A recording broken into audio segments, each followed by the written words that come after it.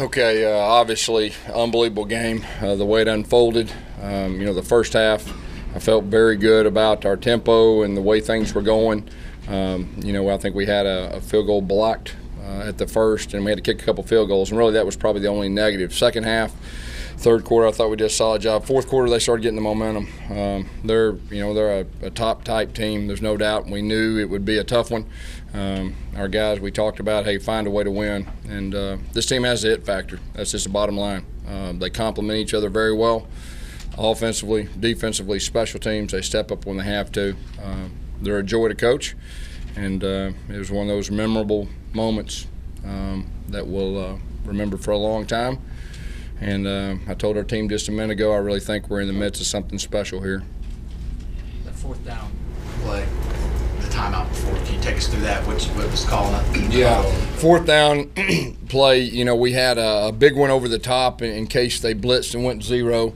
We had a dig right at the sticks, and we had a check down just to try to draw the guys. But we were thinking big one to the dig to Sammy. And, I just heard in the huddle that Ricardo said, give me a chance, I'll make a play. And, of course, I was looking at the dig, and he threw it up and got tipped around and went in our hands. That was his unbelievable play.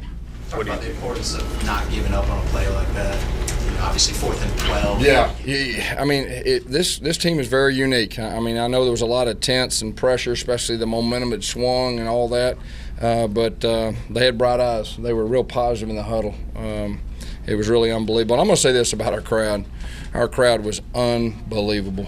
And even at the end when they took the lead, they were still with us, and they really inspired our players and coaches, and we're all in this thing together.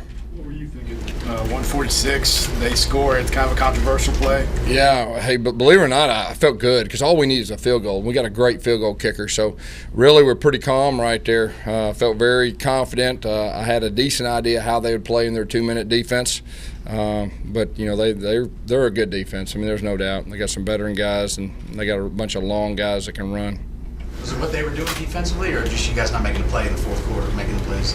Well, they were daring us to throw it, and we had a couple play actions that we just barely missed right there, and then they got the momentum, and, football can be a game of momentum too, and they're a good team. I mean, you're talking about a top 10 team before they got everybody hurt, and, I mean, got one of the better quarterbacks to ever play in the SEC. Their running back is one of the best in the country, and, I mean, they're a good team. Gus, is that play kind of a microcosm for the season, kind of a never-give-up attitude, and then the ball bounces your way? Yeah, I mean, this team, they're special. This is a special group. They've been through a lot, and they rallied. They came together. They believed in each other. They bought into the fact that to get better each game and each practice. And like I told them before the game, I said we've been building up to this moment. Our moment was to be able to play with these guys, and they did that tonight. How big was D Ford today, and how fitting was it that he put that last hit on you? Yeah, I mean, D Ford's an impact player. He's one of the better pass rushers in our league, and he's a veteran guy. Speak to Nick's composure there to face that game-winning play again, and with everything that goes into that game-winning play, to be able to have the confidence to put the ball in the air into that spot. He's got the it factor. He's a special player. If something great will happen like that, and he's got the same expression on his face. Something bad happens, he's an even kill. He's a winner. He's a special player.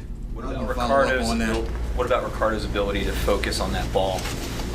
Yeah, I mean, it was special, no doubt.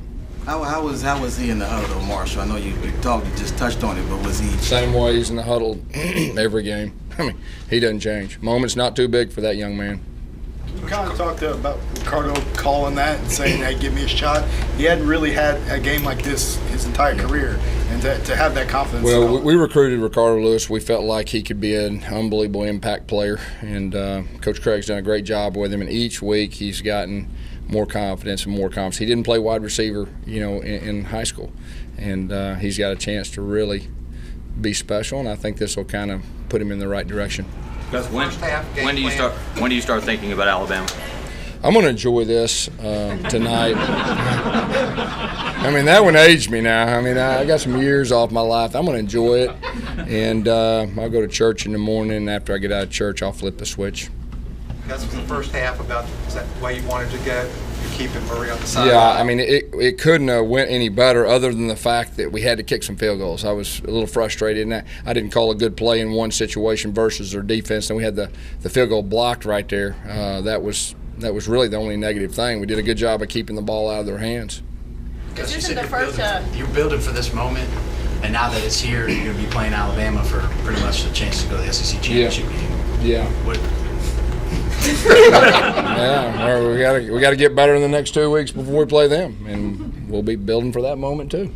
Jake Holland's night tonight had some really good stops, even on the Aaron Murray 5-yard touchdown there, which really almost seemed short at the moment, and then the review happened. Yeah, he's a tough kid. He's a veteran kid, got a lot of experience right there, gets us lined up right, and does a lot of things good. Yes, earlier in the week you had said that you and Nick really hadn't spoken about playing Georgia and anything like that, but as the week went on, did you sense that this meant anything additional to him at all? No, not really. We never talked about it. I know Coach Lashley probably did earlier in the week, but Nick's a unique individual, and he knows those guys. He played with them, but he's focused. He's focused and a great competitor. Coach, 3 game-winning drives this season. I mean, that's kind of unreal. It really is. You start talking about the best player in the country. I think he probably better be in the conversation. How do you prepare your team for fourth quarter drives like that? Because it seems like every time this team's been on the winning end of it. In practice, Coach Lashley's done a great job with our guys. He really focuses on the last plays of games and certain situations. But it goes back to our players being able to do it in the heat of the moment and finding a way. You touched on Aaron Murray a little bit, just what kind of competitor he is. I know He's a great player. He's a great player. He can throw it. He can run it. One of the better players to ever play in our league.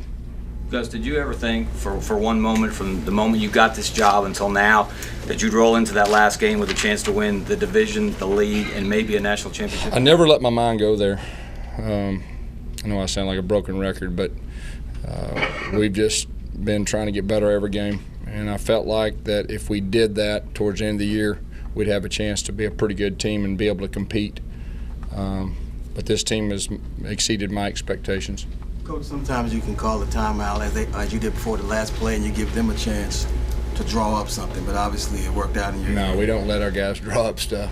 We do our plays, but at the same time, we did move Ricardo in there. Matter of fact, I don't know, Ricardo's probably got a couple reps at that certain play, but we felt like we needed a little speed right there, and then he won the ball right there, and I think it gave everybody confidence. And like I said, I was kind of looking at the dig, and then I saw the ball go up. And no, I mean on the defense, on the last play of the game. What's that? I meant on the defensive side, on the last. Yeah, we just wanted to see what alignment they were in, and who they were trying to get free, and who they were trying to get the ball to. So that was just all that last time out was too, and then just to make sure our guys knew, hey, stay on the goal line right there. They got to throw it in the end zone type situation. Gus, do you believe in stuff like destiny, karma, that kind of stuff? Do you believe in it? Well, I believe if you work hard and you have a team that's completely 100% together, and the coaches are together, and everybody on board, you got a chance to do something special.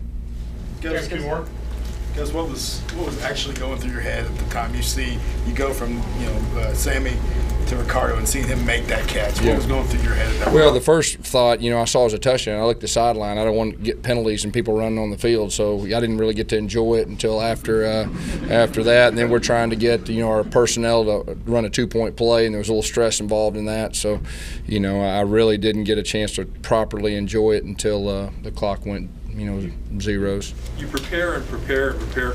How much of a play like that touchdown is a function of good fortune, and how much is just a good athlete making the play? I think all of the above. Yes, now that you're faced just one regular season game left, do you start to think at all about the BCS and what that means? No, we got our hands full with this next one. We'll take one more. Gus, is this a Waffle House night? This is definitely a Waffle House night.